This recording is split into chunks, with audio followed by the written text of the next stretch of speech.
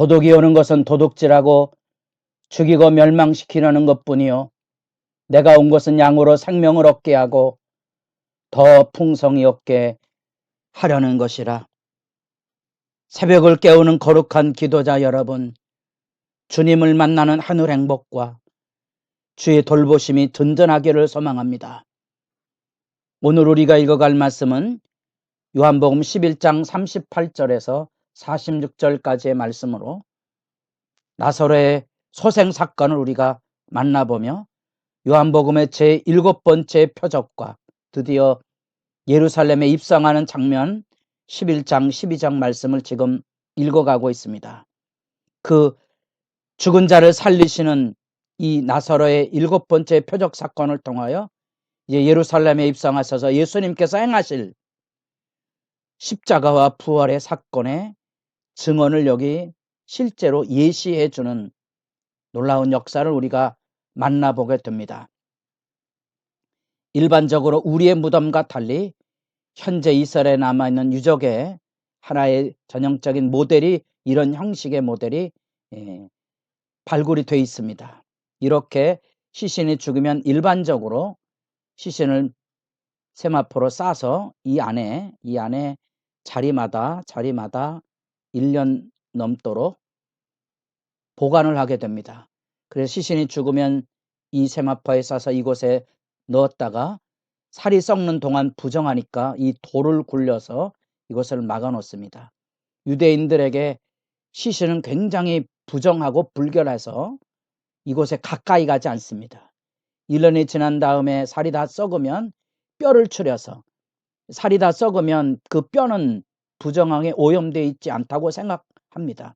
그래서 그 옆에 가족묘라든지 또 다른 양떼에 2번의 장례를 치르게 됩니다. 나사로가 죽어서 나흘이 됐다면 어떻게 그 나사로가 살아나올 수 있었을까? 이런 양태를 여러분들이 상상하시면서 말씀 읽으시면 조금 더 죽은 나사로가 여기서 배로 동인 채 걸어 나오는 장면을 보는 영광의 장면을 우리가 상상해 볼 수 있게 될 것입니다.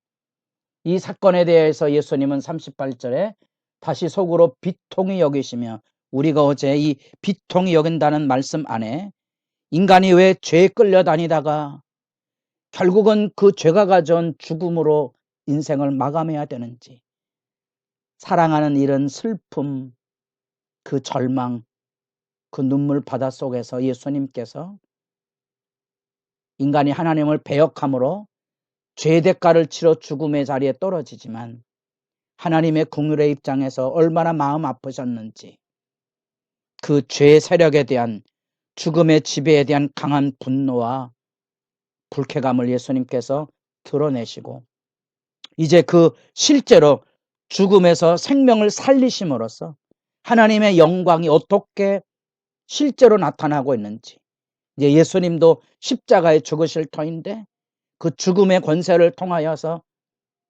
예수님께서 승리하심으로 부활의 생명의 역사, 그게 하나님의 영광이지요. 그래서 십자가를 통하여 뱀이 장대에 들린 것처럼 예수님이 들리심으로써 하나님이 우리를 사랑하시는 그 사랑의 복음이 실제로 나타나 우리가 그 하나님의 사랑 안에 구원과 영생을 얻게 된 예수님의 십자가의 복음이 지금 이 나사로를 살리는 사건 속에 실제적으로 지금 선포되고 있는 모습을 보게 됩니다.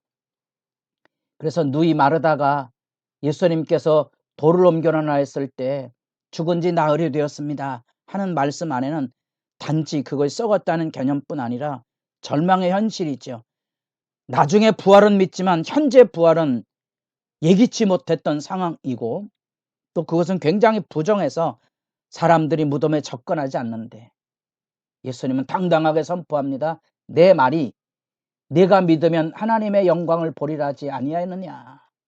이것은 예수님께서 나사로가 죽었다는 이야기를 들었을 때 11장 4절에서 이 병은 죽을 병이 아니라 하나님의 영광을 위하며 하나님의 아들이 이로 말미암아 영광을 받게 하려 함이라 하신 그 말씀과 나사로 마르다에게 일깨우신 말씀 그대로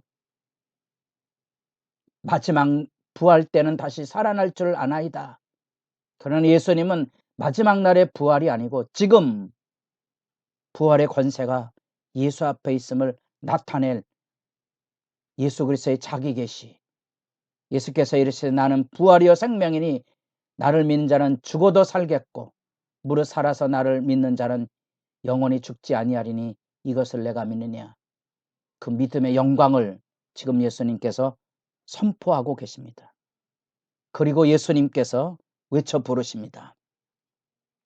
하늘을 우러른 거룩한 기도를 통하여 이 외쳐 불러서 죽은 자가 살아난 영광을 사람들에게 먼저 계시의 사건으로 선포하시기 위하여 눈을 들어 아버지여 내 말을 들으신 것을 감사하나이다. 항상 내 말을 들으신 줄을 내가 알았나이다.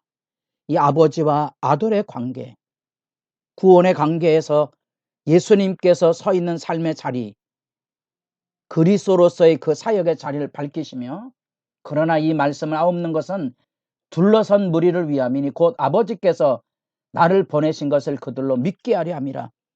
믿음의 사건으로 지금 나사로의 이 생명소생의 사건을 기도를 통하여 일깨우시고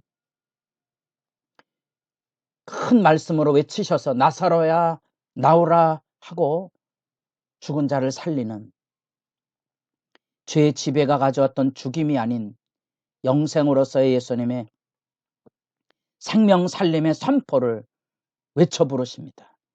마치 말씀으로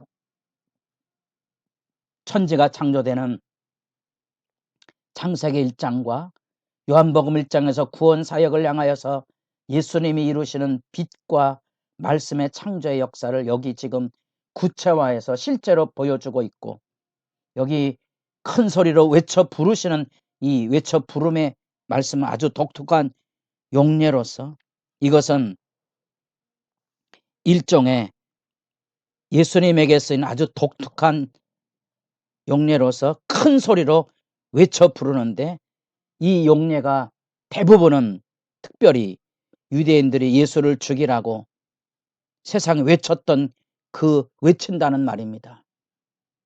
세상은 그렇게 예수를 죽이라고 외치지만 예수님 외쳐 부르시면은 살림의 외침입니다. 대조해서 들으십시오. 우리는 죽이는 사람들이 아닌 살리는 사람들입니다. 우리는 죽음의 외침이 아닌 생명 살림의 외침을 가지고 있는 예수의 백성이라는 것을 기억하십시오. 그 웅장한 나사로야 나오너라. 주님의 음성이 여러분들에게 들려지기를 바라고요. 죽은 자가 수적을 배로 동인 채로 나오는데 그 얼굴은 수건에 쌓였더라. 그 수건이란 말은 이 독특하게 20장 7절에 예수 부활에도 수건이란 말이 이렇게 2번 나옵니다. 나사로의 얼굴에 그리고 예수님의 얼굴에 수건에 쌓여있는 그 모습 안에 죽은 자가 살아난 실제가 여기 예고되고 있다는 사실입니다.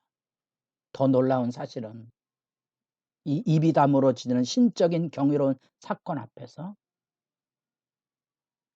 많은 사람들이 예수를 믿었지만 또 이 예수의 나사로를 살린 이 기상천외한 하나님만이 하실 수 있는 이런 이야기들을 고발하는 사람들이 있다는 사실입니다.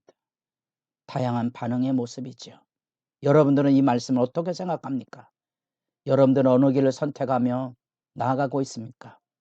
주님의 말씀 읽을 때마다 우리는 이렇게 가슴이 터지도록 예수님의 영광의 선한과 감사 기도로 열려지는 구원의 실제 역사, 우리는 그 말씀 앞에 무한한 가능성과 희망을 만나봅니다.